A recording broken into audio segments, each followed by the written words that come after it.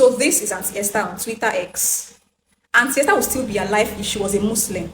Aunty Esther would still be alive if she was a pagan. Aunty Esther would still be alive if she didn't know about Jehovah. Aunty Esther would still be alive if she was an idol worshipper. Let me take you back to where it all started.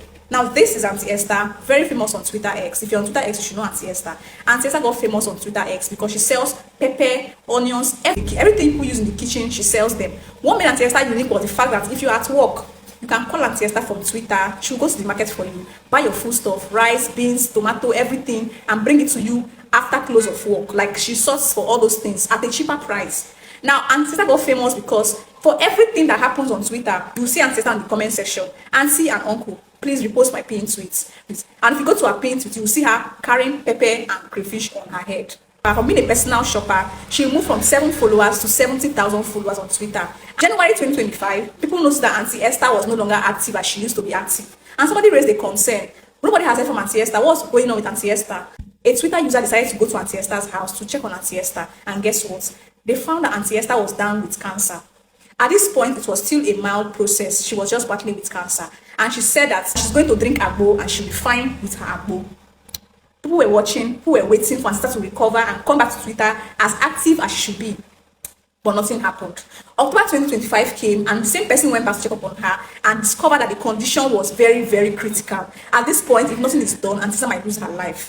Quickly, people on Twitter started talking about it and they decided that they are going to take Aunty Esther for chemotherapy so that they can check her, examine her. Within 24 hours, they raised 35 million naira for Aunty Esther's chemotherapy treatment. Quickly, Aunty Esther was admitted in the hospital. There was somebody from Twitter that was in the hospital that was giving us updates on Twitter. She was going fine, she was doing well, she was recovering. Now, if you're a medical practitioner, you can back me up.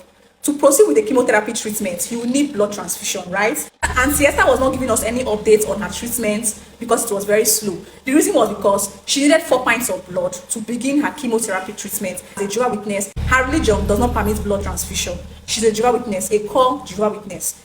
Everybody got worried on Twitter. Why did you allow us to raise 30 million naira if you know very well that you're not going to accept blood transfusion?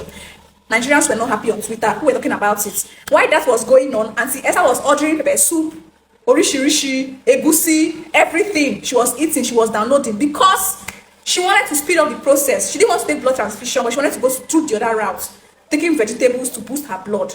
They told her this medically, you cannot use vegetables to boost your blood because the stage of cancer at which you are in, you cannot use vegetables to boost your blood. You need to hurry up and accept blood transfusion. Aunty Esther reluctantly said no. She kept on ordering her food. She kept on ordering food, egusi, eforiro, pepper soup with orishirishi. She was ordering, she was eating, she was ordering, she was eating, she was enjoying herself. And guess what? Twitter people said, okay, Aunty Esther, since you don't want to accept blood transfusion, we have washed our hands away from this. Now, this is an opportunity that most Nigerians would actually lie on the ground and beg God for. Aunty Esther got it at the platter of gold and she let it slip by. And that was how Twitter people removed their hands from Aunty Esther's case. That was how Aunty Esther got discharged from the best, most reliable chemotherapy center in Lagos. And she went back home. On 27th of December, the news broke that Aunty Esther has lost her life. And that was the end of Aunty Esther. I don't know if you're a Jehovah Witness, but her husband will be getting ready to marry another wife as Jehovah pleases. Do I feel sorry for her? No, I don't. Because right now, she's in paradise, enjoying with Jehovah. If you like to listen to us for that nonsense I have to say this week, if you know what is your friend, hit the follow button on my profile. You will see me again in the next video. Don't go anywhere. Don't go anywhere. I'll be back. I have munchies now. I'll be back. I will be back.